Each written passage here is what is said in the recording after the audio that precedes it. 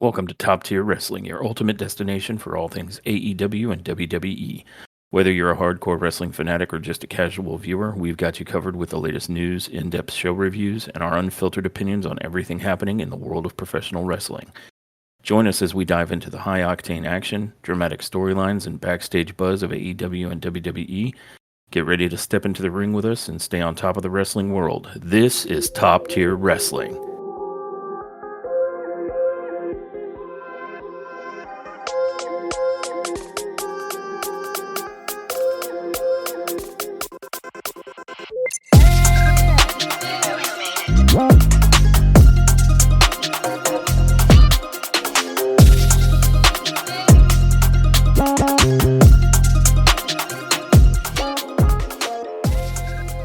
Welcome back to Top Tier Wrestling. I'm your host, Josh, aka the Titan of the Turnbuckle. And with me, as always, is my brilliant co-host, the Empress of the Elbow Drop, Dawn. Today we'll be reviewing AEW Dynamite from November 6th. Let's get into it. Ooh, sound like such a badass. Why, thank you. In this episode of AEW Dynamite, just to kind of give away the ending at the beginning, it was pretty darn good. It was. Pretty good. The show kicks off with Tony Schiavone in the ring. And I know I just said it was good, but bear with me. It gets better from here. Soon, he is joined by the Hurt Syndicate with MVP Shelton Benjamin and now Bobby Lashley. And Tony initially starts to try and ask his interview questions, but the crowd is too busy chanting MVP. So MVP tells Tony, don't be rude. The people have something to say. And then after the chants kind of calm down, MVP tells Tony that he doesn't need an introduction, clearly. And he invites Tony to go ahead and leave the ring, which Tony does after about 24 hours because it took him that long. Oh no! And then get out of here! Right. Tony Schiavone. He might as well just stay in the corner somewhere if he has to get back in the ring at any point in the evening. But MVP introduces both Shelton Benjamin and Bobby Lashley, and kind of briefly informs everybody of their accolades. Although the crowd and many in the audience, I think, were already familiar with who all three of these men are. And he goes on to say that when he offers you first time you heard of any of these people. Oh, okay. Well, then it's good. It's good that he gave you this introduction. I was like, Bobby Lashley? Who's this? Boo Boo Lulu? Yeah, Boo Boo Lulu. Who is this? Shelton Benjamin? I don't know. Benjamin, because he's jamming all the time. Like he's been jamming.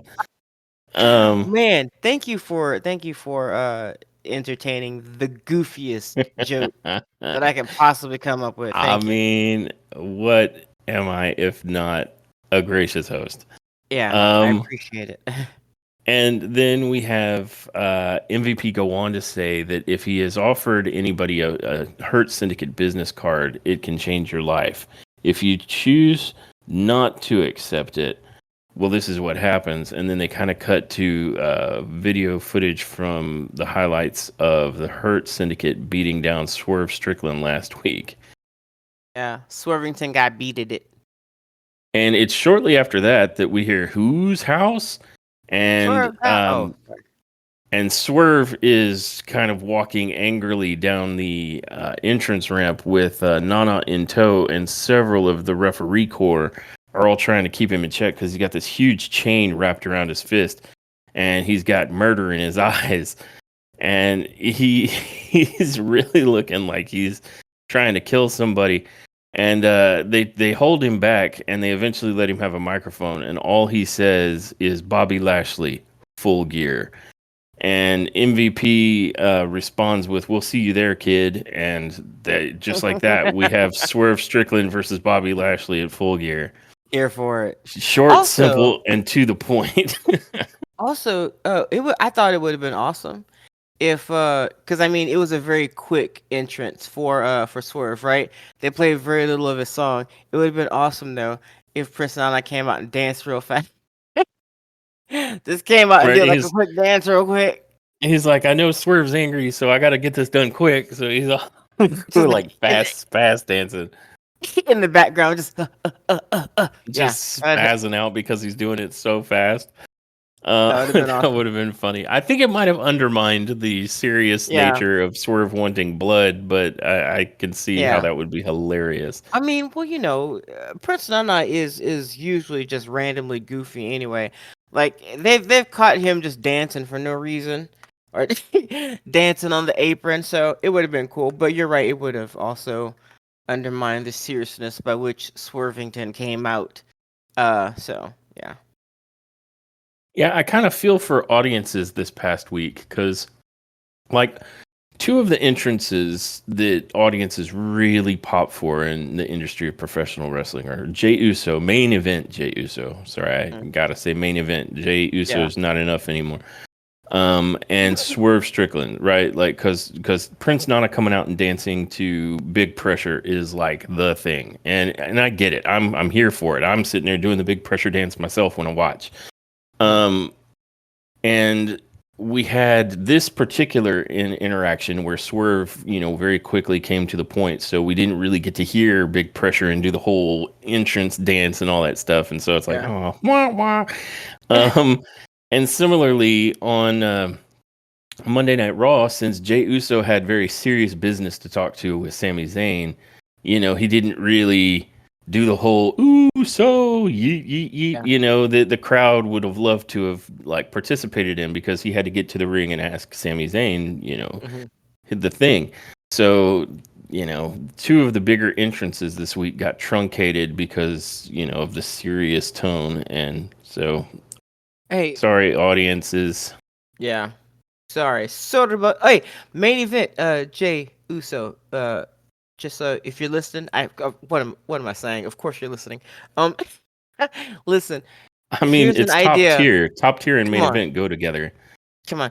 I know you're totally listening, but when you hear this, this is free, just for you. Okay. Uh, advertisement idea. Your name is Main Event Jey Uso, right? So Main Event Uso, just cut that down and get yourself a T-shirt that says Miso, and just sell it. Sell it. You can do it. I believe in you. Miso. Yeah, that works. I fear that there would be too many ways that people could turn that into like miso horny or something, and then it wouldn't Miso quite. Usi, I believe you mean to say. Miso Usi would be Yeah, fantastic, though. yeah. Actually, I was thinking main event should change from main event to top tier Jey Uso. I think that would be a fantastic call. Oh, I there you think, go. There you go. Free. All of this free. Okay. Free. yep. Just drop our names. Our gift to you, Yeah. Name drop. Name drop. Mr. Uso. Yeah. Mr. Miso. Yeah. Okay. And on the off chance that main event Jey Uso is happening to be listening, I mean, because we know you are. If you ever want to come on the Top Tier podcast, we promise we will take you to the Waffle House afterwards. Yeah. Oh my God. There'll be so much Waffle House. Are you serious? So much, like all the Waffle House. And he could even bring Rhea Ripley. Like they could have a little date. It'd be cool. Yep. I'm. Guys, please do so. Yeah. Our treat. Yeah. You crazy? Our treat. Protein it out. Yeah.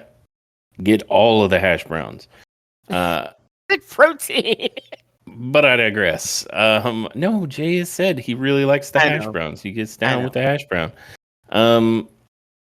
That brings us after the interaction with the Hurt Syndicate and Swerve. We get to match one, which is the Death Riders. They settled on a name finally. So Moxley's crew are no longer the BCC. They are the Death Riders. Yeah. And so this is a match between Claudio Castagnoli and Pac versus Darby Allin and Orange Cassidy. And Pac and Castagnoli are in the ring first, and Cassidy comes out. And as he's standing at the top of the entranceway waiting for his partner, Pac and Castagnoli decide that they're going to rush Cassidy while he's standing there. I mean, why not? Get the jump on him. But they did not, in fact, get the jump on Orange Cassidy because as they got to the top of the ramp, Darby Allin comes flying off the top of the entrance, like gates, I guess. Yeah. And absolutely plows both of them with like a flying crossbody from some odd 15 feet in the air. Yeah, like a And psycho. like a psycho, like he thought he was Spider-Man, and it was fantastic.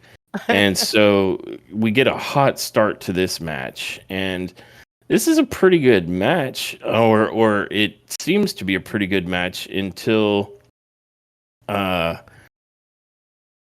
who was I think it was Marina Shafir just basically enters the ring and like kicks the face off the referee, sending him out of the ring. And at this point, the Death Riders have decided they don't care if they lose the match.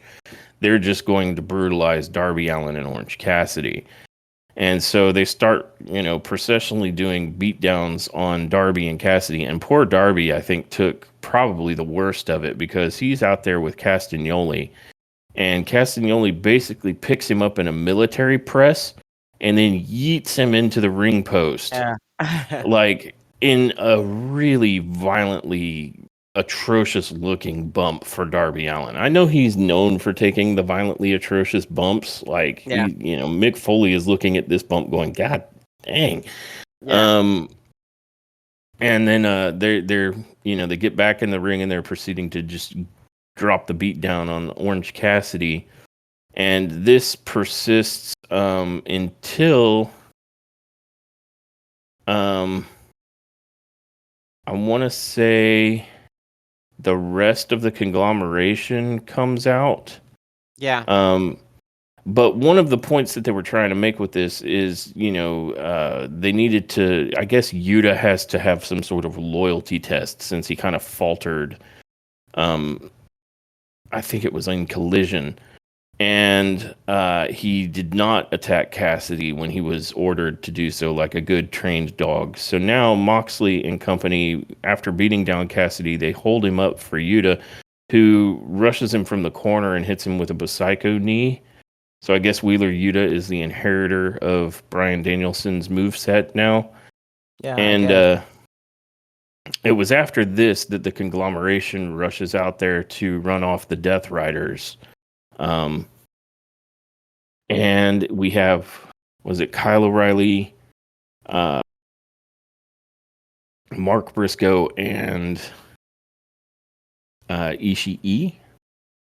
And once they run off the Death Riders, we cut to a backstage segment with Rennie Packets, who is interviewing Ricochet. And she's asking him about this tag match that he's got coming up between him, Kyle Fletcher, and Konosuke Takeshita. And he's allowed to pick anyone he wants from the AEW roster to be his partner. And he says that, and Renee's like, can you let me know who you have in mind? And he's like, nah, I'm going to have to keep that a secret until later. And at that point, the Hurt Syndicate rolls up on Ricochet, and they just kind of stand there menacingly. Like MVP, I think, is taller than Ricochet, and Lashley and Benjamin are definitely taller, and so they're just sort of imposingly standing there.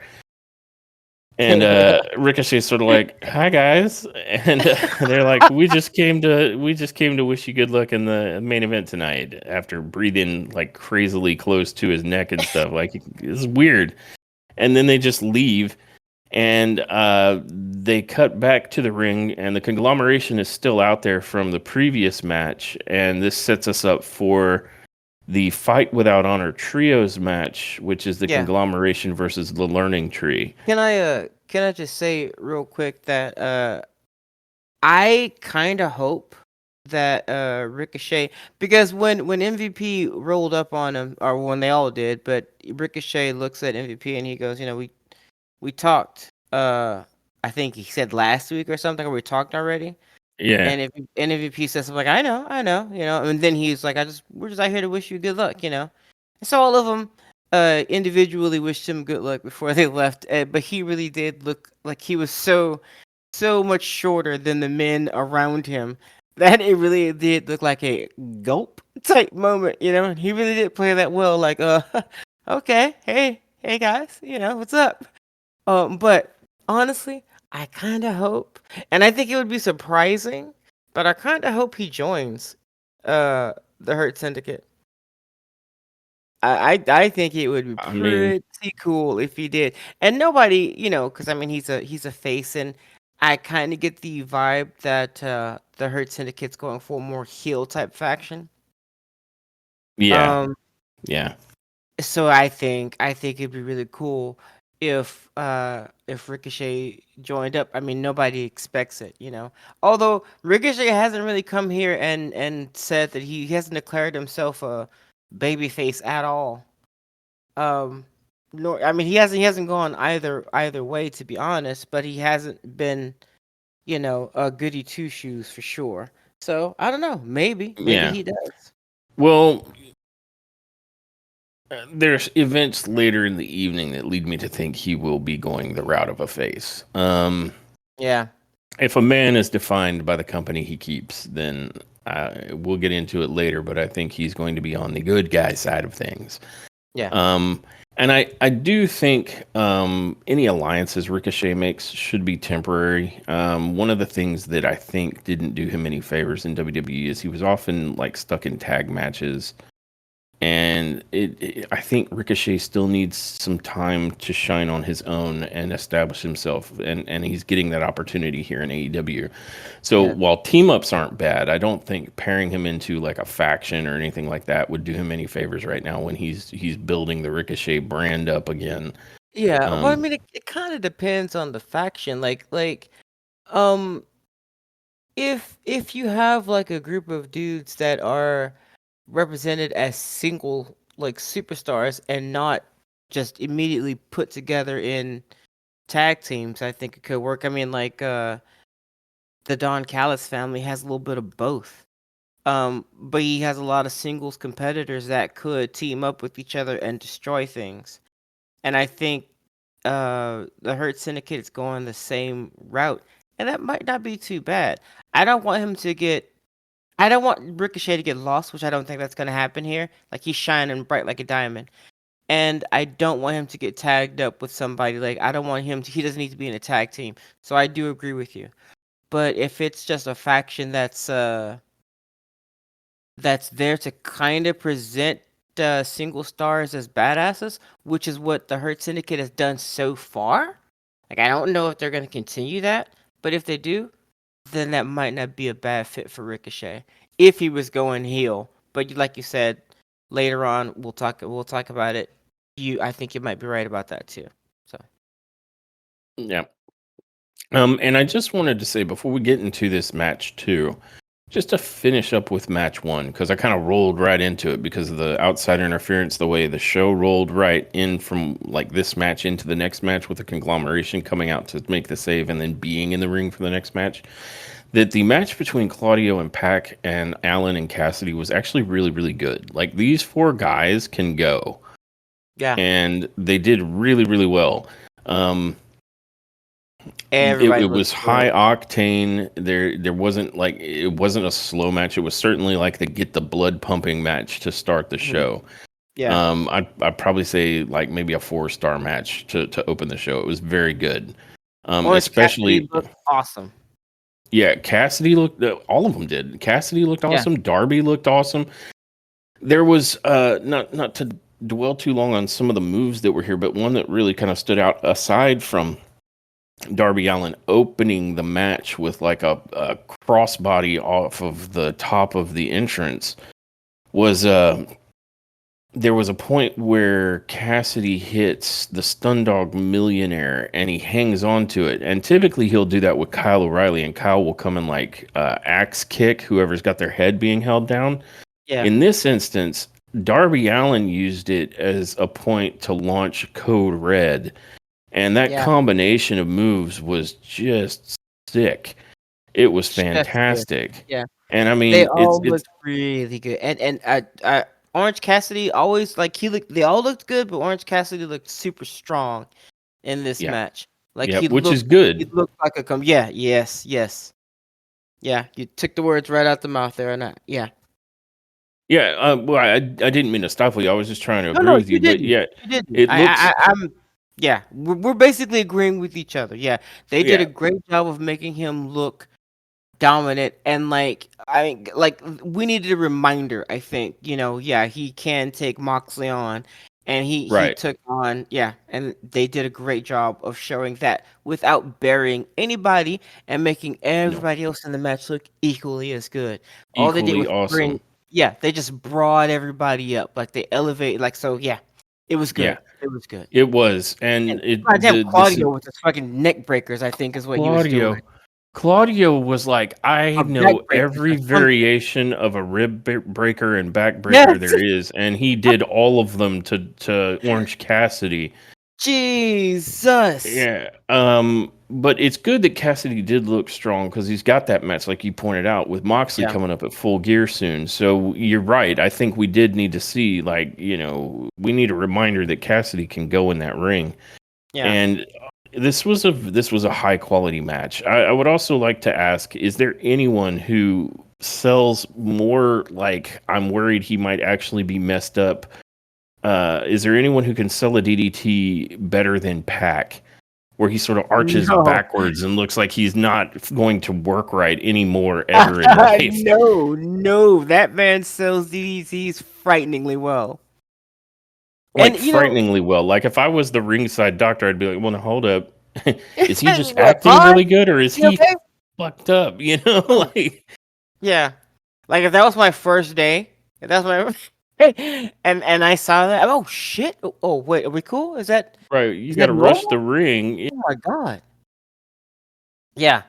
Um I also want to say Darby is he's a treat. And I know in the past I think I have been on mic saying that I kind of hope that he takes it easy. If I haven't said it on mic, I know that I've said it to you in our normal conversation. But honestly, I'm just gonna say the the side of me that does not like to tell people what to do with their lives um comes into play when I watch him wrestle, because I understand that he puts his body to the test. He does. Yeah, And yeah. he sacrifices himself physically um every time he gets into the ring. And I know all wrestlers do, but he seems to go He above does and it. Yeah. beyond in many cases. Yep. And I know that could shorten his career, probably. It could potentially shorten his life, and I hope that's not the case. Um, but it is a sacrifice that he has mentioned, and I see that he is aware of, and it's the sacrifice he's willing to make for something that he clearly loves. He Yeah. loves he And loves doing this, and he and love. let's I mean, go ahead. I'm sorry. I was just gonna say, let's face it, that's what puts Cassidy on the map. I That's what mean, puts him on. Yeah. he is Well, famous Darby. in he is famous in I'm sorry, I said Cassidy. Yes, I meant Darby Allin. It's what puts him on the map. And that's no ding against him, but it is what makes him really stand out. Is like you watch Yeah. a Darby Allin match, you know he's going to like really get the snot beat out of him and take either ridiculous risks with his offense or ridiculous bumps on defense. Yeah. And he has chosen the path of the hardcore. He has chosen the like Mick Foley route to Yeah. wrestling success, in that I'm going to let you throw me off the top of blood and guts ring into the ground and somehow not die. Yeah. and that he's the risk taker. He's the adrenaline junkie. And I mean, that's not to say he doesn't have a fantastic move set. Like his Right. Code Red looks lethal the way he delivers it. It looks really good. And a Code Red can look like it's like, oh, I gently rolled him over, you know? And other times it looks like, wow, that was the nastiest, like high landing power bomb I've ever seen. Yeah. Um, and then he has a suicide dive like nobody else. Like it is unique. Like he turns himself into a battering ram with his suicide dive because he sort of turns his back into it and it ends up being like almost like a running coffin drop, honestly. Yeah. And then there's the coffin drop, which against a standing opponent, a coffin drop looks okay, but against somebody flat backed in the middle of the ring, a coffin drop looks gross. Like, I don't know Yeah. how that got the 1, 2, 3. I'm surprised it didn't get the 1 to 10.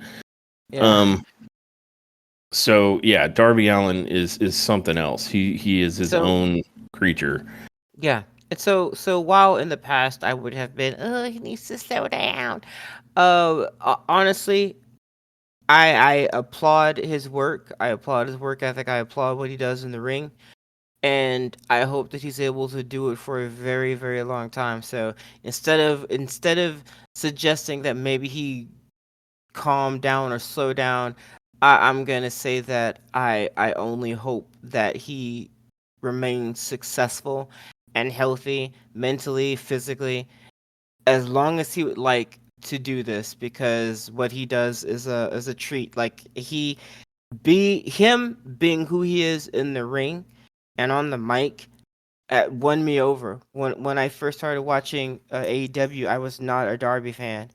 Um, but he won me over. Darby, and just watching Yeah. Darby in the ring absolutely go. And ever since Sting has retired, he's only turned it up. Darby has only gotten better. Um so it's a treat to watch. So that's all I want to say about that. No, I fully agree. I fully agree. Darby has come into his own. And that's not to say that I'm not thrilled to see Sting when he's there, but Yeah. I think I've said it before. They need to keep those kinds of, where he makes the save. They need to keep that on the rare side so that it doesn't look like he's just always pulling Darby's ass out of the fire. Darby has to Yeah. win his own battles too. Yeah. But occasional help from the big man, not a problem. I don't think that'll ever be an issue. Yeah. Well, that said, that brings us to the match two. Once again, this is the Fight Without Honor trios match between the Conglomeration and the Learning Tree.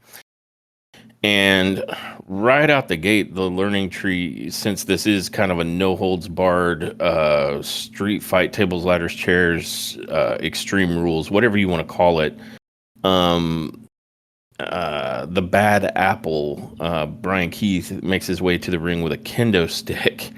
And kind of as the match gets started, Keith takes the kendo stick to Ishii, and it's off to the races. And Yeah. this was just an insane match. And I think the one that took the most bumps in this match were tables. Yes. There were so many tables injured in the making of this match. There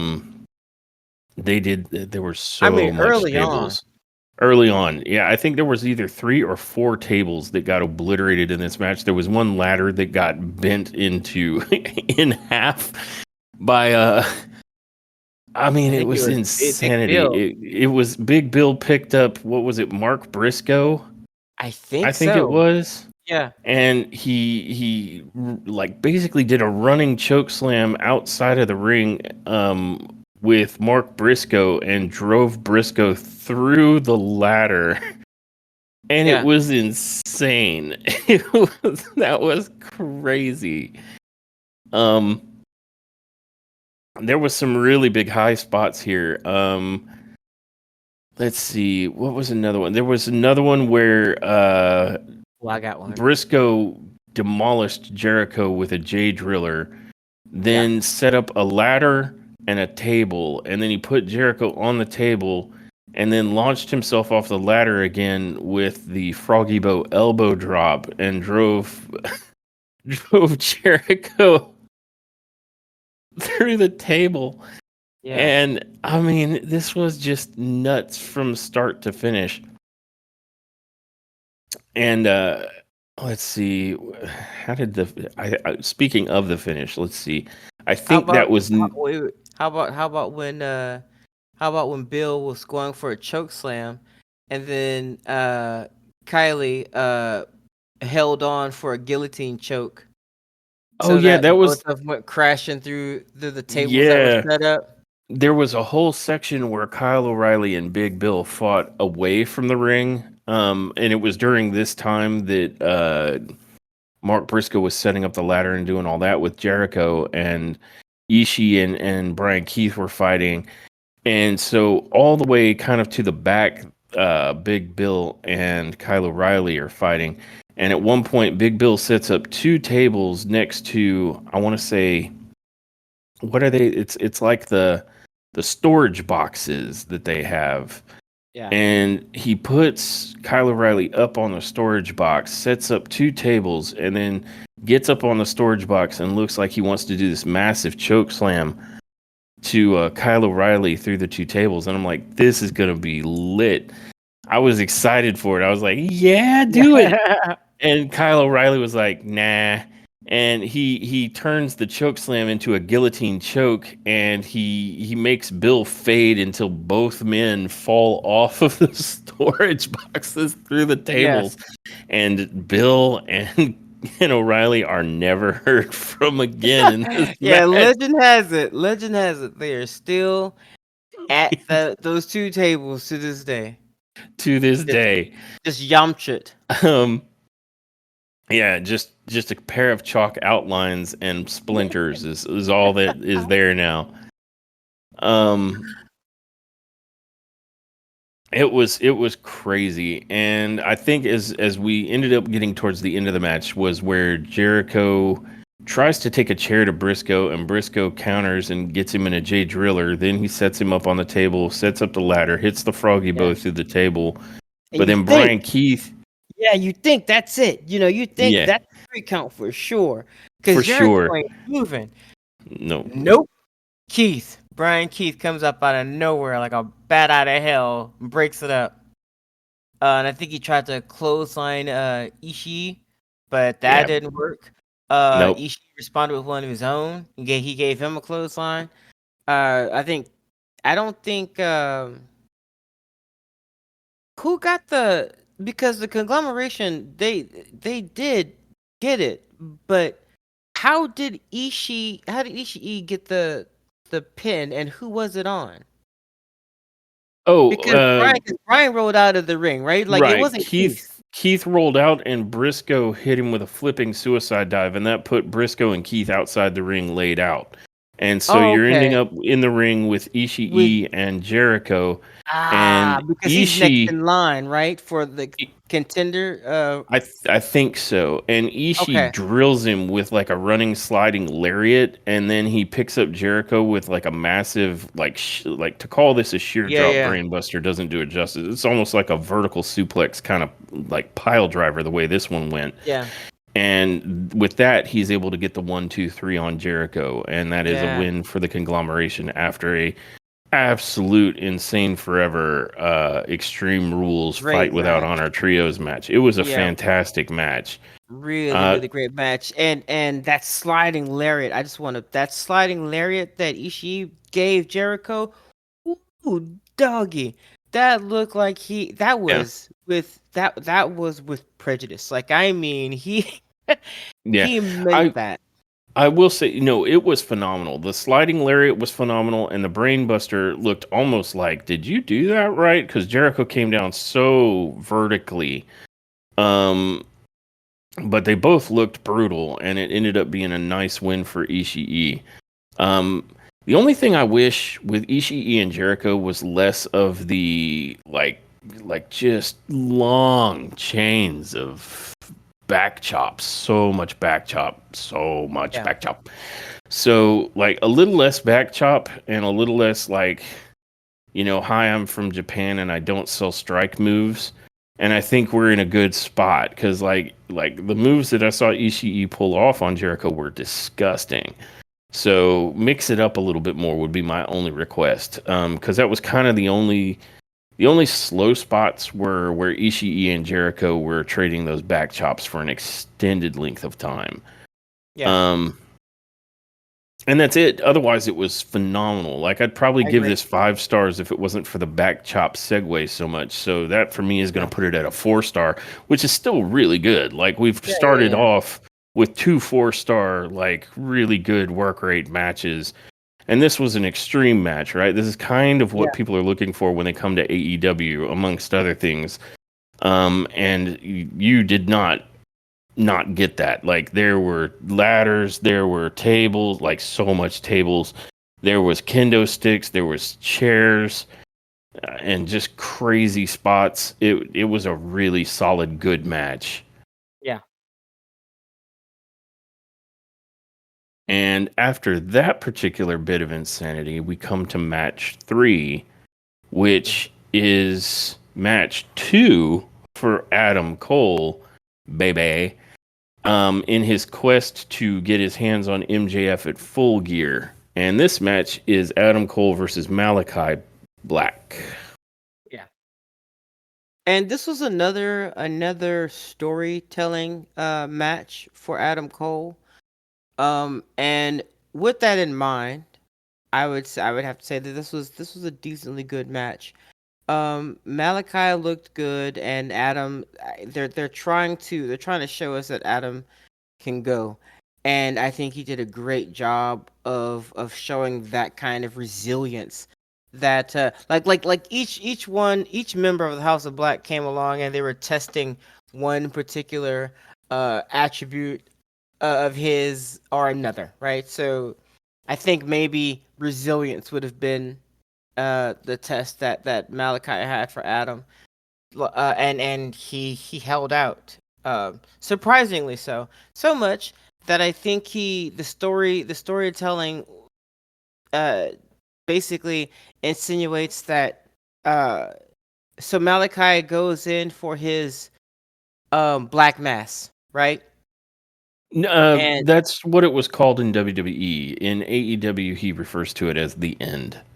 oh, sorry, the end, sorry. Yep, yep. So he goes in for that, and he delivers it. Adam is out, and so then Malachi goes for the pin, and Cole kicks out, which just no Messed one him has up. done that. Yeah, it That's rebooted not, Black. yeah. So so really he B-sided for a second, and then just like sat there and was like, Nani the fuck, you know? Yep, So yep. he picks up he gets up, he picks up Cole, uh, but then Cole, I think Cole fell back down or something, and so he's gonna go in for another the end. Malachi is, but Adam gives him a super kick, uh, and then a Panama, what is it, Panama Sunrise? Yes, where he I think dives off that's, the middle rope in and yeah. then lands on a guy who's kind of bent over, and it transitions smoothly into a Canadian destroyer, or just destroyer these days. Nasty move. Really cool to watch. Yeah. And then he gives him another super kick. And I think another like it's super kick party. It was a He super, yeah. Yeah. Uh, and I think Black stumbles and then he falls. Like he was getting up, but then he just falls back down. And he's still like he is. I don't think he has been the same since he's delivered the end. And Cole was like, Nah, bro, it's not the end." Yeah, Cole He kicking hadn't. out of the end was like woof for him. Yeah, yeah, he hasn't been the same since then. So he just sits down and kind of Indian style or crisscross applesauce or whatever they call it. Uh, and faces Adam, and he says something that we don't know what he mouths something. Uh, and then Adam Cole gives him the what was it? He lowers What the is it? boom. Yeah, he lowers the boom, and count. He pins him, and that's it. Yeah. Adam wins the match. Now, I don't think this match was as good as the match he had with Buddy, but I think the story told was just as good. I I would. actually, and I feel like this one was a little bit shorter. What you would say? Oh, I was just going to give my thoughts on this match, but go ahead, Please. continue.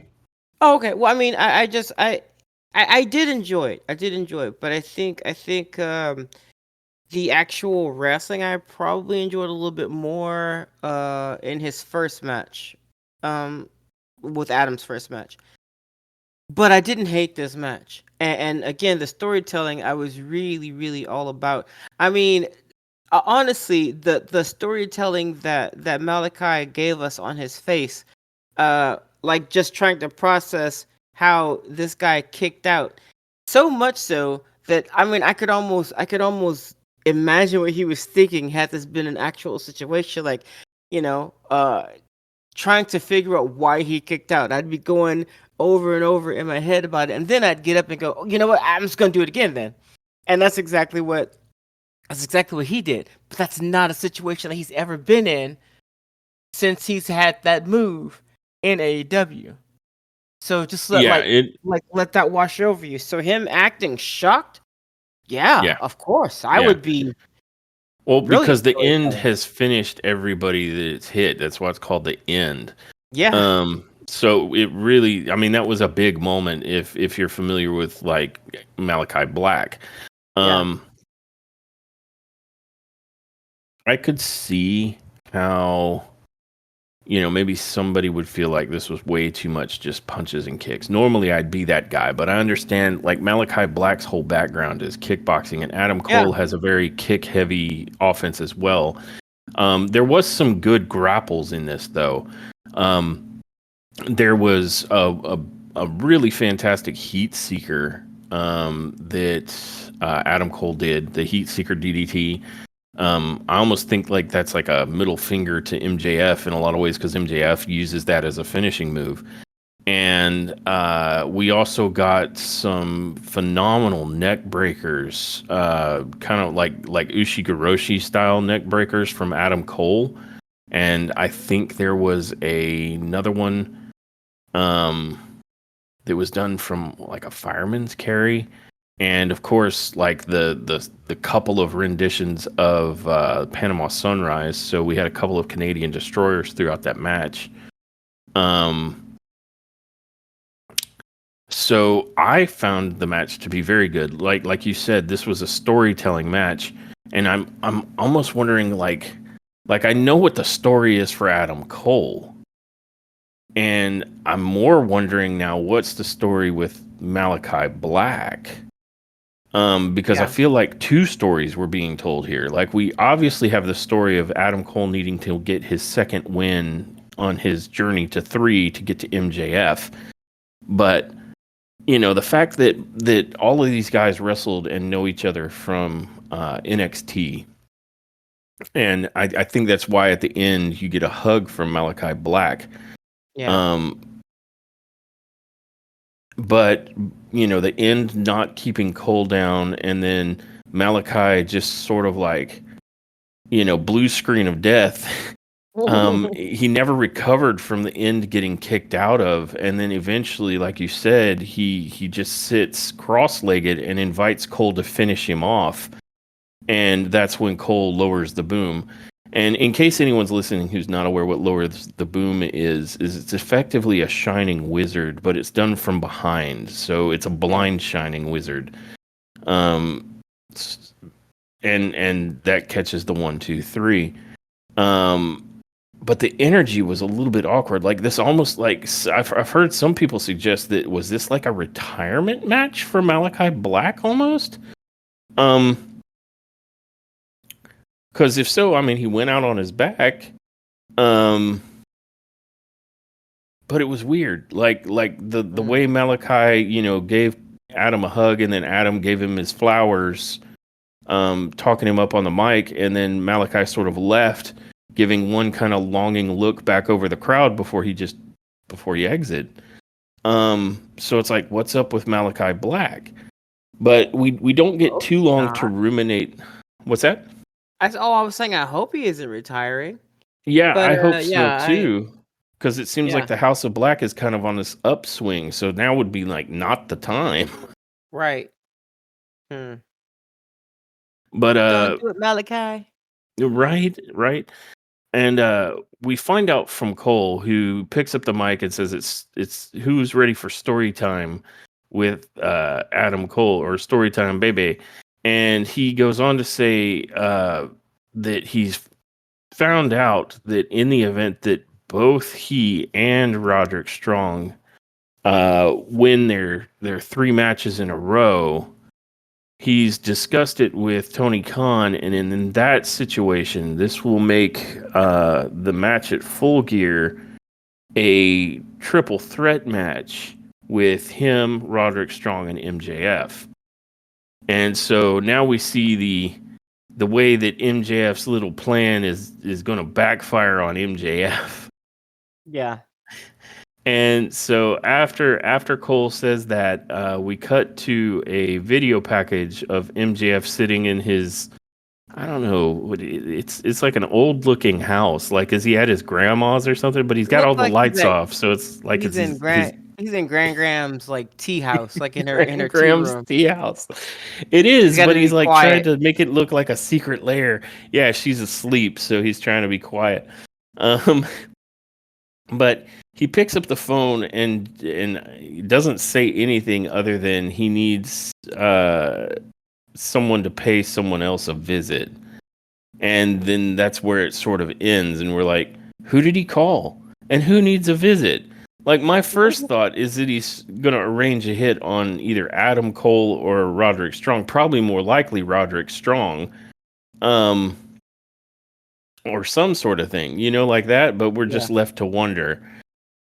And then we cut to the Bang Bang Gang, kind of having a bit of an interview in the back, but before it can really get off the ground, because I think we have Jay White talking about, Hangman said how he's unpredictable, and is he gonna attack my knee or attack my leg? And he was like, "Well, I'll tell you exactly what I'm gonna do."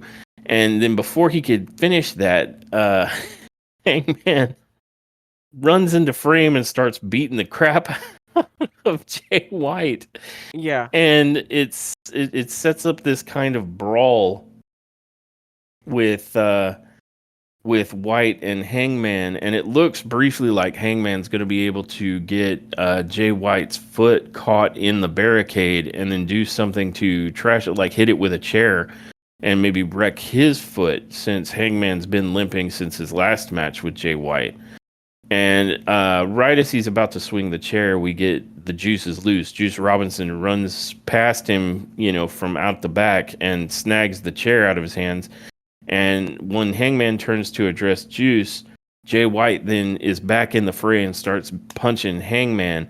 And so Juice and White get Page back into the ring for a little bit, but then Page, sort of backs off because he's dealing with that limp, and kind of hops over the barricade, and then that leads to Jay White taking the mic and yelling at Page, who's out in the crowd now, and telling him that Page can run, but he can't hide. And I'm sitting there thinking, because we're watching how bad Page is limping, or he's selling that limp. I'm like, no, he can't run. He cannot run right now. Um, and he goes on to say that he, at Full Gear, you want us to wonder what you might do, but I'm going to tell you exactly what I'm going to do to you. I'm going to beat you. I'm going to hurt you. I'm going to have fun doing it, and all these people are going to have fun watching it. And if you're not down with that, then we got 2 words for you. That ends that particular backstage brawl segment with the Bang Bang Gang and Adam Page. And I thought that was very good. White looked great there. Yeah. And of course, Page looked crazy and good, but more Crazy and good. Yeah, crazy good. But everybody, excuse me, I'm so sorry. I had a sneeze cough. But Oh, no. everybody, Yeah, that's a random horrible thing. That's how the I dinosaurs went extinct. Yeah, I've heard people's head turn to confetti sometimes when that happens. So I lucked out there. Yeah, it's nice. Yeah, nobody Close wants a one. confetti head. Nobody No, wants that. dodge the bullet. I mean, it looks cool, but can only look cool once. So It's the last cool thing. Yeah. yeah. But no. I think everybody looked good. Adam Cole. I'm not Adam Cole. Jesus Christ. Adam Page. Looks crazy, but he does a great. He plays a really great crazy heel. I'm here for that. That's really fun. And you guys already know that I completely mark out for Manson Jay lamps. White. It's no Jay White. Jesus Christ. Yeah, Manson lamps too. That's true. Um, but yeah, that was a good little segment, and I totally here for it. Um, I Yeah, think I'm after that, excited to see that oops, match. yeah, me too, me too, me too. Me too. Yeah. Yeah, I think after that, um, we went. It was Rennie Paquette again, Rennie Packets.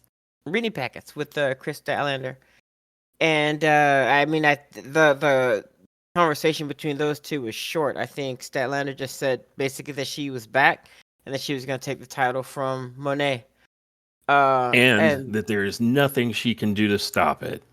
yeah, and then she walks off, and the camera is kept, or it's kept on Renee. Then we hear tire screech, and Renee's like, "Oh, no!" Oh, that's Renee. And then the camera follows the noise, and we see a vehicle is there, and Statlander is on the ground, and her luggage that she was bringing in with her is on the opposite side of the vehicle. So we are led to believe that either she got hit or there was an attempt to hit her, and we don't have to wait long to figure that out because the camera pans into the vehicle, and we see Camille and Monet.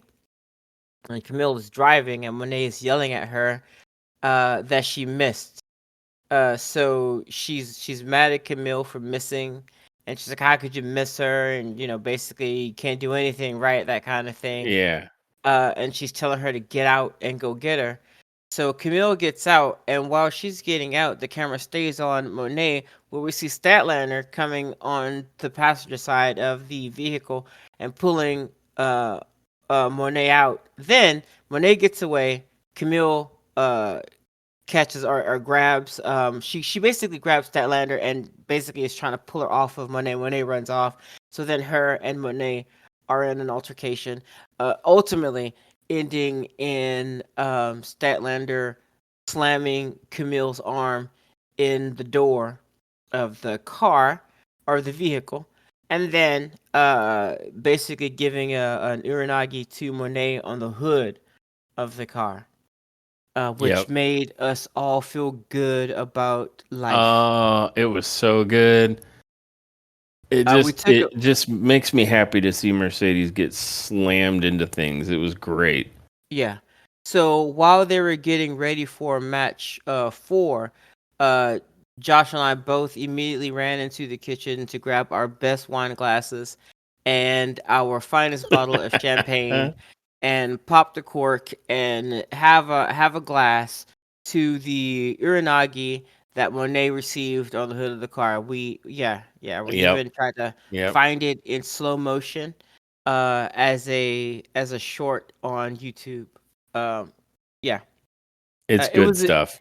great moment. Yeah, And I think this is good. This particular segment, on top of being interesting just in and of itself, I think there's a couple of story beats here. One, we are strongly getting signaled that Mercedes Monet even realizes that she wouldn't stand a chance against Statlander. I mean, thus needing to try and run her down with a car. So I'm really hoping that they're signaling that Statlander is going to obliterate Mercedes Monet. The other thing I think they're signaling, especially after the last match between Camille and Statlander, where she ordered Camille out of the ring like a dog and said, if you want something done right, you got to do it yourself. we're seeing this really harsh berating coming from Monet towards Camille. Um, and again, here in the car, she was like, "Oh my God, you missed her! Jesus, can't you do anything right?" And Yeah. so I'm hoping they're also kind of signaling that Camille is either going to just walk off on Monet or like give kick her ass and Yeah. make her lose something for I'm treating Camille hoping. so poorly. Yeah, I'm hoping Um, that's the case. And I think this is the smart route to go with these two ladies. To have these two ladies as besties just randomly out of nowhere makes no sense. So, yeah. treating her like she's like she was like a hired hand makes a lot more sense in this dynamic. Uh Yes, a- absolutely. and I'm here for that. That's a lot better. This is something that I think Liv Morgan and Raquel Rodriguez could probably stand to do. Even though they have a better platform, a better foundation to go the best friend Right. route because they were friends before and tag team partners And before tag all team of this. champions before. Yep. Right, yeah, and tag team champions. So it makes more sense, but it could stand a little tension because right now Rodriguez is just getting lost in the shuffle here, and this isn't a very believable dynamic. Just to go because I mean Rodriguez was such a face when she left to come back and just immediately go heel because your ex tag team partner uh is in a faction and needs help, that's kind of weird. Um, so I don't know. I don't know. I don't know what they can do to fix that, but that ain't the point of today's podcast. That was just a side note. Um, Well, I it's think fair. It's a fair comparison though, because these are yeah, because yeah, these are very similar similar story arcs and storylines. similar Yeah, character arcs for all four of these women. yeah, And I think there's a ton of potential there. Like on the Raquel side of things, and I realize we're discussing AEW Dynamite. And this is a segue to WWE, so I'll try and be quick with it. But Raquel just is, she's got to make this pop for her some way. And, it could never be better primed than it is right now. I mean, Rhea Ripley is out of the picture. You're close, keep your friends close, but keep your enemies closer. Liv is yeah, right there. You are watching her, you're seeing her habits. She's got that shiny women's championship belt. Raquel, it's your moment. It's your moment to strike. It's your moment to grab up the women's championship belt off of little Liv Morgan. And you can do it in such a way that who's going to help her? What, Dom? Like, even yeah, Raquel, as incompetent as she's been in the ring, could probably clobber Dominic Mysterio. So, I mean, I'm seeing an angle there. I don't know if yeah, WWE will go for it. And I'm certainly hoping that we see a similar angle because right now Monet has two belts. And so my hopeful prediction on what I would like to see happen at Full Gear is that Camille turns on Monet and probably at some point where Monet is like, quick, give me a chair or something. I gotta beat Statlander any other way but with my in-ring work that doesn't exist. And then Statlander snags the TBS belt, which is what's on the line there. And then Camille then goes after Monet's other belt, and Monet ends up like beltless and friendless and, bye. That would be amazing. yeah. So that's what I'm hoping for. Um, but yeah, a really good segment that, you know, was not terribly long, but it told a lot and gave away a lot about the direction of the upcoming situation at Full Gear and Camille and Monet, and just well done all the way around. Yeah. Uh, And that brings us to match 4. Go and ahead. you know what? You took it. Yeah, I was just about to say. And speaking about things that worked, match 4, Penelope Ford versus Jamie Hayter. Mhm. Um, was surprisingly good, and I don't say surprisingly for Jamie. I don't know Penelope Ford. I don't know much about her, and the match that I saw I think was it last Dynamite? So Yeah. Yep. I mean I It's was a glad. relatively new turn of events that Penelope Ford has shown up and for some reason chose Jamie Hayter as a target. I think we talked about how that's a weird promo. Yeah, it's a weird flex, but Yeah. but if I were to just completely forget that storyline of the weirdness by which she wants to fight uh Jamie and just watch the match, I can say that I actually enjoyed it. Penelope looks good, and her and Jamie in a match together look good. Penelope did some shit that both you and I were like, "Oh, snap." Yeah. Um Well, let's face it, Penelope Ford was the unknown quantity coming into this, right? We know Jamie yeah. Hayter can go. We knew she could go way back before her injury, and she clearly still can. So we were like, well, is she just going to run through Penelope Ford? The answer is no. Yeah. Penelope Ford actually really showed us something in this match. Yeah, she really did. And I don't know the names of the moves, but she did at least one move that made me go, "Whoa." Um Yeah, yep. now this match, the only real issue that I think I have is that in like I could have watched them go for a little bit longer. I could have watched them cuz neither one of them made it to that point where it was like a limit that was pushed. You know what I mean? Where Yeah, where several attempts at a pin happen, but and you think this is it, but that person's like, nah, fuck you. I still yeah. got something in me. False finishes. Yeah, yeah. Yeah, yeah. There wasn't, it was just really wasn't much of that. Like it was just I just wish that they had let him go a little bit longer. Penelope was starting to look real good there. Jamie was getting into the vibe. Um, it would have been I don't know. It would have been nice. It ends basically with Ford getting Hater on her shoulders. But then Hater wiggles out of that, traps traps her arms or traps one of her arms and gives her the Haterade. And it was literally from out of nowhere. Like it looked so good that I was like, damn. Yeah. like Yeah, you could Haterade. believe that was the finisher. She gave her the Haterade and pin, done. Yeah. And that was And believable. since it was so short, I don't mind giving this one a little bit of a play-by-play, if I Yeah. may. Yeah, please. Right at the beginning of the match, you get Jamie Hayter coming out and doing her entrance, and she's up opposite Penelope Ford in one of the corners, kind of doing the crowd appeal, and immediately Penelope jumps her and knocks her off of like over the ropes onto the apron really really hard, and that looked brutal. And I'm like, okay, Ford came to win. Yeah. And she gets Hater back in the ring, and Hater runs towards the ropes but gets like pump kicked, and it was a nasty looking pump kick too. And then I think at one point after that, Penelope throws Hater into one of the corners and does a like back handspring, like a couple of them into an elbow.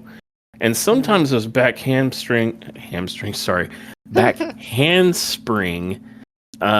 movements don't look that convincing to me because they're done kind of slowly, and then maybe they're not as close to the opponent as they need to be, so they got to take a couple extra steps before they hit their corner move.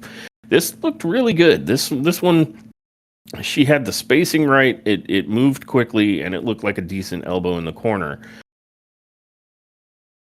And then she follows that up with a mafia kick and kind of I want to say like a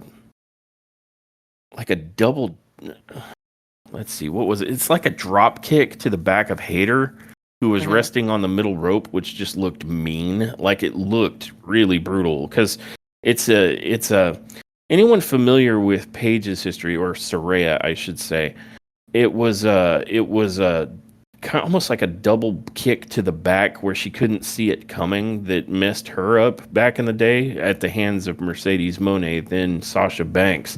So any of those kicks that are done to the back of somebody where they can't see it coming and they can't necessarily know when they need to roll with it or something always look real brutal. And so Ford is coming on real strong, and especially against Hayter, who has been booked very strong and has just been going through people. And then Ford attempts to go to the top and hit a moonsault, but she straight up misses and just completely belly flops the moonsault. Like she didn't roll out of it like Ricochet sometimes will, or somebody who's going to miss their move, they'll land on their feet. So she just straight up took a like 10-foot belly flop. I was like, oof. Yeah. And Hayter hits her with like a knee and into a brain buster, and then she sets up to hit a huge lariat out of the corner, like she's kissing her biceps as she wants to do, and she rushes towards Ford out of the corner, and I'm like, oh well, this is it. Here comes the Haterade, and Ford does a Matrix style back bridge. And that would have been cool all on its own. Like using a back bridge to dodge a lariat is just a cool looking thing. But Ford's like, well, if you like that, check this shit out. Because in Hater, when she turns around realizing that she missed, Ford comes up out of the bridge into a freaking cutter. And we were both like, what? What the hell? Because that was insane. I've never seen anyone do a back bridge dodge out of a to duck under a lariat and then immediately come up into a cutter. That was amazing. And that got a 2 count. And then it looks like Ford was trying to do some kind of Death Valley something. I mean, she got her up on a fireman's carry, but Hayter elbows her way back out. And then from there, she gets Ford, as you pointed out, into she traps the arm in the hammerlock. And we know where this is going, right? Because the Haterade is a hammerlock lariat. And sure enough, just that quick, she traps the arm, runs around back behind Ford, and then comes up under her other arm and just Haterades her into space. Yeah. And 1, 2, 3. But I agree with you. This was probably a very short, like it was shorter than it probably could or should have been, because both of these women apparently can clearly go. Like they were killing it, but for the little bit amount of time that this match went on, they did a lot, and it was super cool. So I'm giving them a lot of props here. And again, we knew Jamie Hayter is good. We had no idea what to expect out of Penelope Ford, and she looked really fantastic here. So if the whole point of this was to put over Penelope Ford, mission accomplished. Even though she didn't win the match, she still brought it, and it looked phenomenal. Yeah. So mad props on this match. Since it wasn't very long, I'd probably give it like at most a 3.5. Because I will, thumbs up, because I would absolutely, one thing this match definitely made me, actually let me say 2 things.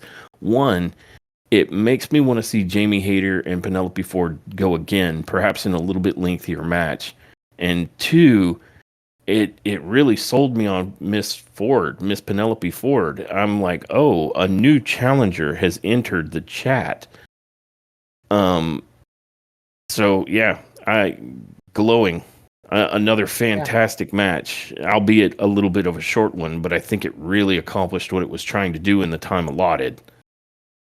Yeah, I absolutely agree. They could have given me 5 more minutes of it. But I agree. They did a great job with the time that they had. Yeah, and I'm sorry, I'm still just blown away about like the bridge to duck the lariat, and then as Hayter turned around, she gets a cutter. That was I had no that surprised the shit out of me, and then I was just like a kid. I was like, oh my god, that was so cool. So it was good. It was really good. And I mean, that's not the only thing Penelope Ford did, but that might have been the thing that really won me over on her. That was outstanding.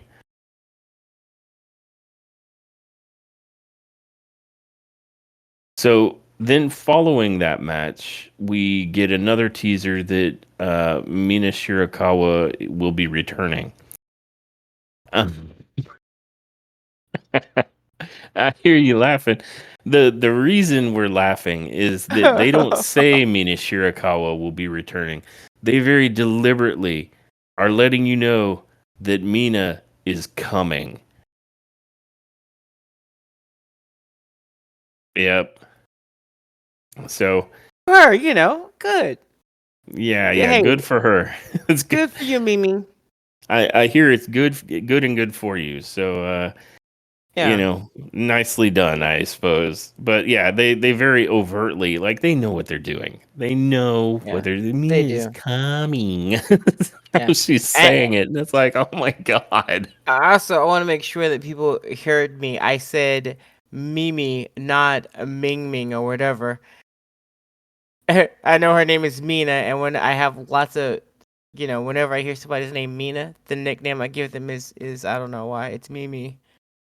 Mimi Yeah. is the short for Mina. I can For dig me, that. no, that's the nickname I always give them. I'm not sure why, but whenever I see somebody, their name is Mina, like that's the name. There's no, nothing else added to that. Then the nickname for them for me would be Mimi. Huh. So make sure I that always the people know that I say it that and not Ming like MING. I always thought the nickname for Mina was Yazzie Pants. Sorry. Inside joke. Inside joke. Yeah. But following that, we then get a video package highlighting the career of Kazuchika Okada. And um, I believe Kazuchika is excited about the return of a particular tournament, but I don't recall off the top of my head. And they Yeah. didn't dwell on it super long. But that brings us to, well, actually, before we get there, and we just mentioned old Kazuchika Okada, I have to admit, I'm curious what the state of the elite is right now. Um, are Kazuchika Okada and Jack Perry just sort of doing their own things? Is the elite just done now?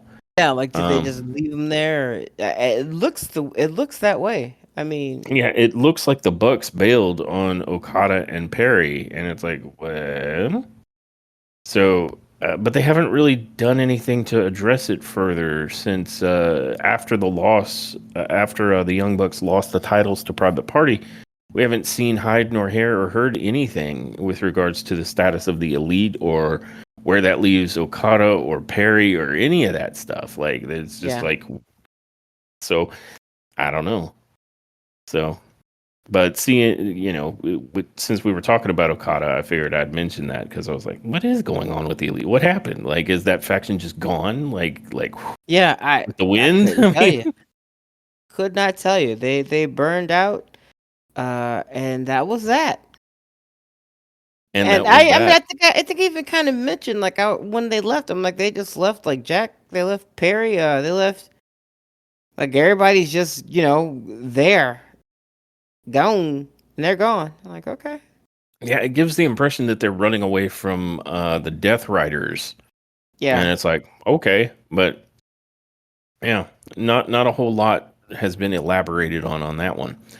Um, but that brings us to match 5: Don Callis family versus Ricochet and Powerhouse Hobbs. Oh, and I messed up yeah. the surprise.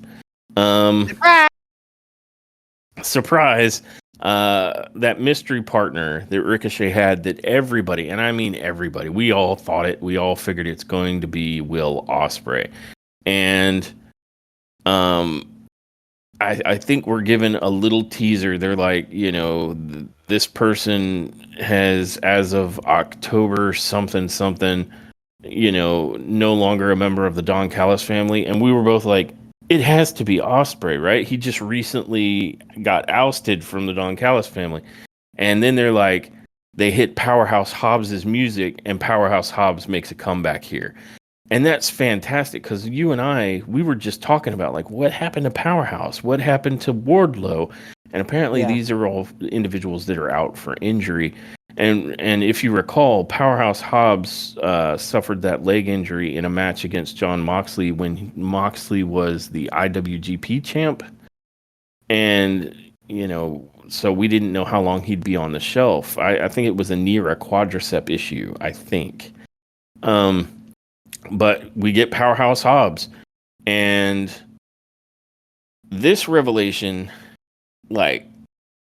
was surprising to us, but it did not look like it was going to go well for the Don Callis family. Because Powerhouse looked as good or better than he has ever looked in AEW. And for anyone not familiar, this is an extremely jacked, trying to win the Mr. Olympia, bodybuilder, massive fella. And so we now have Ricochet, who's going to be the speed, and we have Hobbs, who's going to be the power. And this just looks bad for the Don Callis family going in, especially since Powerhouse Hobbs is already pissed off at the Don Callis family, who apparently completely forgot about him and didn't give a crap about him while he was injured. Basically, Callis disposed of him when he got injured. And so Hobbs has a chip on his massive shoulder. So right out the gate, the fight starts to take place, I think, at ringside, and Hobbs sends Fletcher directly into a guardrail, and Takeshita, is starting out beating up on Ricochet. And then they get back in the ring, and Ricochet climbs to the top rope, and Hobbs gets underneath him, and so you've got Ricochet standing on Hobbs's shoulders, and we're like, what's this gonna be? Because from the angle it was at, it was like, is this gonna be like when he was with Braun Strowman? But that was usually like a splash, and there's no one in the ring. Nope. What it turned out was he's going to use Hobbs as a platform to unleash a gorgeous moonsault off the back of Hobbs and take out both Takeshita and Fletcher. And that should give you some idea of where this match is going to be. Yeah. So without hitting all of the play-by-play, this is another banger of a match right here. I mean, you've got all of the high flying of Ricochet. Now you've got all of the mighty power moves snap power slams and spine busters and just meaty man destruction of Powerhouse Hobbs. And you've also got Takeshita and Fletcher. And I will like to highlight, because Fletcher is using a move that I love. And to break it down, it's basically a gorgeous sit-out last ride powerbomb. And he drills Ricochet with it at one point. And I'm like, oh, that is so good. And of course, we've got Takeshita's insane physicality. So this ends up being a crazy match. But ultimately, after a relatively lengthy battle, between it ends up coming down to Ricochet and Takeshita. And there's a point in the match where Ricochet is attempting a poison Rana, but he didn't have enough momentum, and Takeshita just hangs on. And Ricochet ends up seated back up in the electric chair position on top of Takeshita's shoulders. And from out of nowhere, because of the way the camera frame was, we see Fletcher fly out of nowhere to hit him with a doomsday device, and it just looked brutal. And so we're like, uh-oh, this is not looking so hot for old Ricochet. And let's see, so going on from there, you end up with Fletcher moving on from that doomsday device to a suicide dive outside the ring to take out Hobbs. And Ricochet, who is recovering in the middle of the ring, manages to roll out of the way of a power drive knee from Takeshita. And then he counters with an enziguri and a super kick to Takeshita. But Takeshita then hits him with a big elbow. And it looks like Takeshita is going to absolutely drill Ricochet, but then Hobbs jumps back into the ring, pushes Ricochet out of the way of Takeshita hitting like a clothesline, but then Takeshita circles back around Hobbs and German suplexes him, and Takeshita wants to try and powerbomb Ricochet, and Ricochet seems like he's trying to struggle with it for a little bit, but then once Takeshita gets him up for it, it looks like we're going to end up with like this massive power bomb from Takeshita. If I remember right, was this the one that was off the middle rope? Either way, Takeshita goes for the power bomb, and Ricochet counters into a Dragon Rana, and it looked amazing.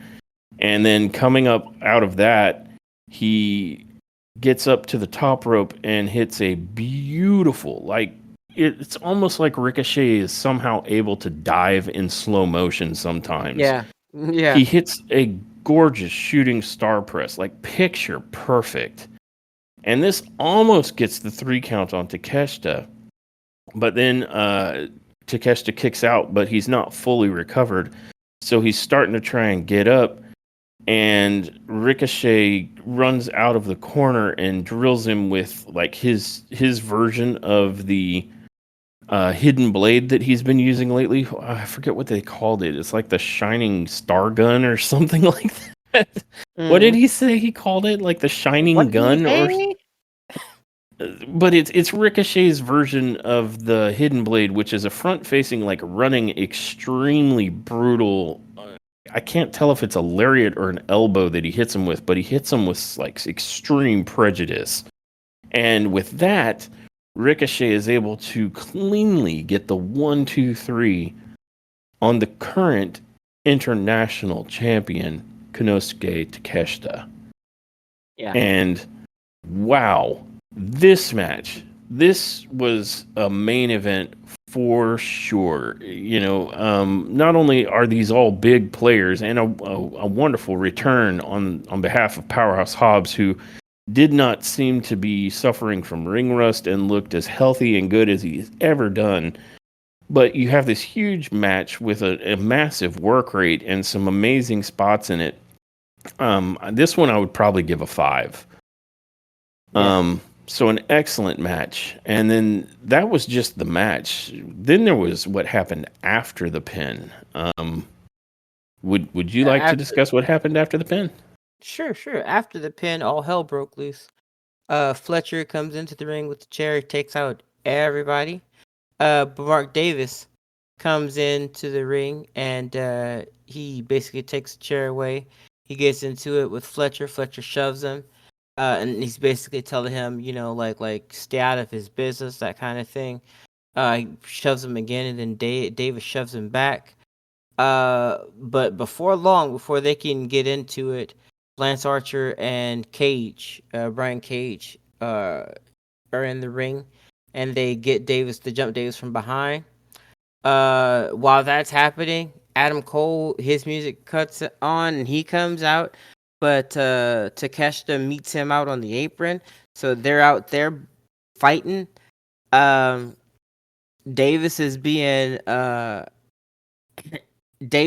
held down by Cage and Archer, and Fletcher gets the screwdriver. You guys know the iconic screwdriver, the Don Callis screwdriver plus 10 to forehead loss. Yes, for clarity, not the wrestling move, not the Steiner screwdriver, but an actual physical screwdriver. An actual physical screwdriver, like, fix something that needs a screw tightened, and then stab somebody in the head. Screwdriver, okay? But he comes up and he's about to give him the Mother May I with the screwdriver. But then Will Ospreay's music cuts, and the audience loses their faith. I mean, they're just the biggest pop of the night. Yep. And Ospreay comes running out. He takes down Fletcher, and I think Davis insecures his way out of the Archer chokeslam. that was about to happen because Lance Archer is about to go guess what's happening. And I think when he did that after Davis gave Archer the Insiguri, I think Hobbs gave him a spine buster. Yeah, and to Archer. Yeah, to Archer, yes. And then Fletcher, he was about to get a hidden blade from Will Ospreay, but he ducked out of that. And yeah, rolled right out the ring. He wanted none of that. Slid out of the ring like a snake on fire. Is how fast he slid out of that. He did not want any of that hidden blade. Yeah, and him knowing exactly when that hidden blade was coming, because I don't recall him looking behind him in any fair like deal like. But he could feel the wrath of that arm coming, and that dude ran out like perfect timing. He just noped out. Yeah, he slithered right on out of that. And and was like, nope, thank you, don't think so, Gryffindor, suck it. He was out, and that's pretty much like the evening ends with the faces standing tall and victorious in the ring, opposite the Callis family. Opposite the Callis family, yeah. So yeah, here for it. Yeah, that was a fantastic group of men to throw all together. And when you got, I mean, Osprey and Ricochet together is like, oh, there's your show.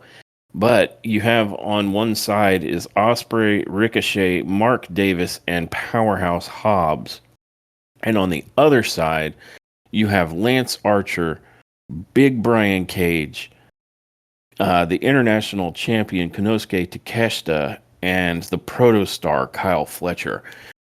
I mean, tell me this isn't the makings of blood and guts. Like, yeah, you're talking a crazy match right there. I mean, it's all there, especially with like Survivor Series coming up. I'm sure blood and guts on on AEW will be a thing. And if that's the two teams, man, sign me up. I'm here for the craziness that match is going to be. Holy crap. Yep. Agreed. So, overall, what do you think of Dynamite? Absolutely, unequivocally top tier. There was tons of good storytelling, tons of good character development, lots of motion, some surprise returns, a new stipulation for MJF, Adam Cole, and Roderick Strong, and potentially somebody is getting a hit brought out on them. And I don't think we covered it, but during an interview segment where Don Callis was being talked to, a big burly security guard looking dude who was dressed to the nines came up to him and handed him an envelope, a ring, and like I think showed him something on a phone. And so basically we find out that who MJF called was Don Callis. And so a hit has been put out on someone that the Don Callis family is going to take care of. And for some reason the Dynamite Diamond Ring has been brought into play. And so you think it's going to be on Adam Cole? Oh, you know what? He said either one, didn't he? He didn't say any of them. I could have sworn he did. No, I think he looked at the phone and just nodded. So it's still a mystery. They played a message. And there was a message that dude played from MJF. Was there? Because I thought Don Callis just read what was on the phone, and that it was still left kind of a mystery to the rest of us.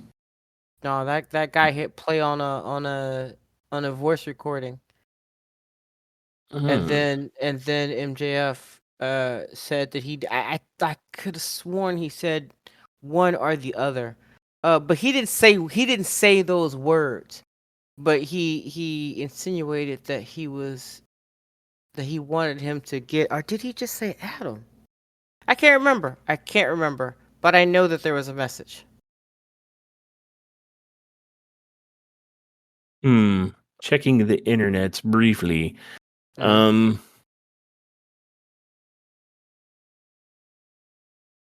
just because I can't remember. We watched it, and now I'm trying to recall with certainty because I could have sworn that we got the envelope of money. We saw the Dynamite Diamond Ring, so we absolutely know that MJF was the person that had sent this.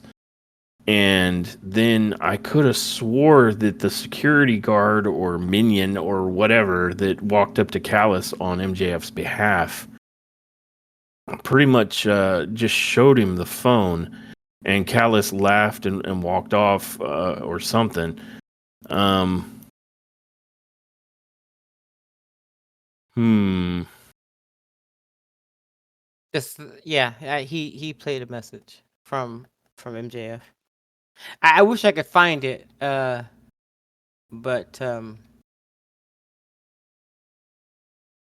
Yeah. yeah.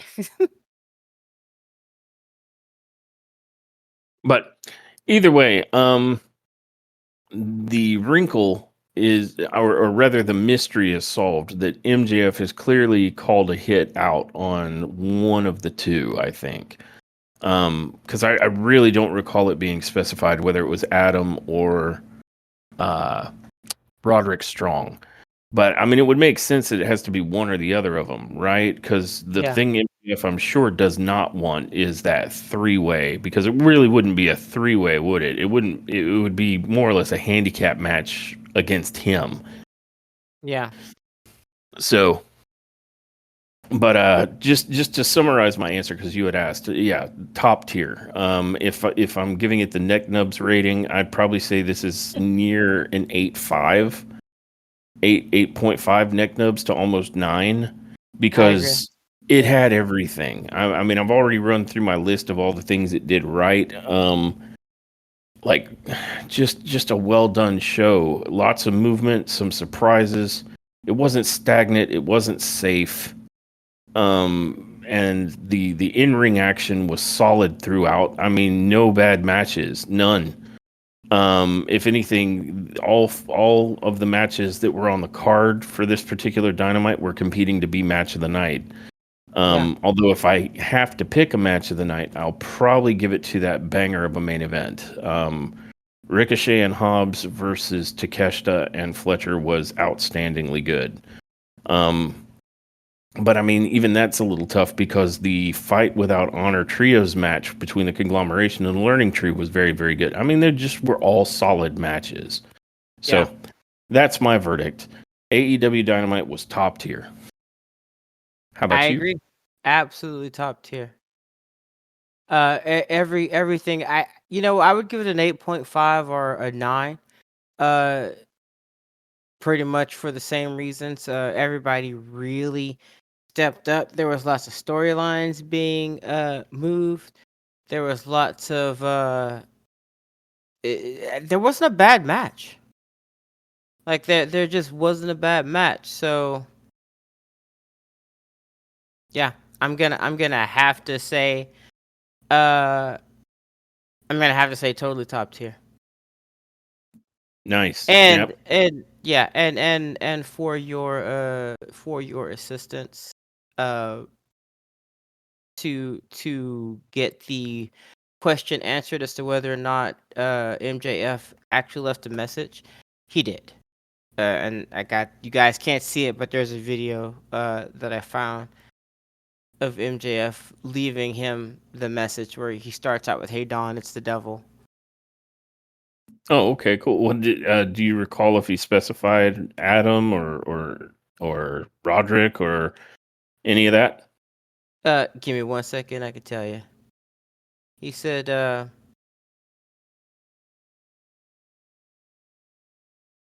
see if he picks anybody else. Come on now. "Hey Don, it's the devil.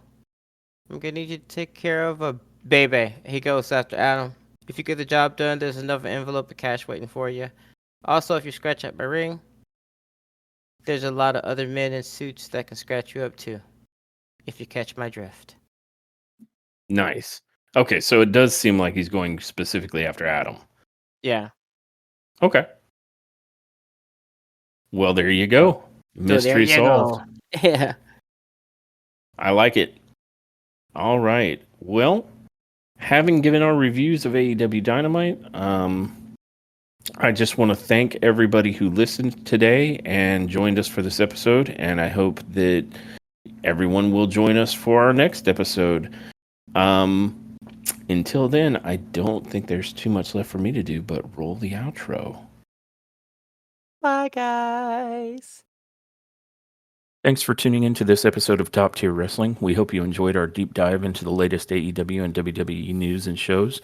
Don't forget to subscribe to our podcast so you never miss an episode. Follow us on social media for updates and to join the conversation. Until next time, everyone, remember, wrestling is always better when it's top tier.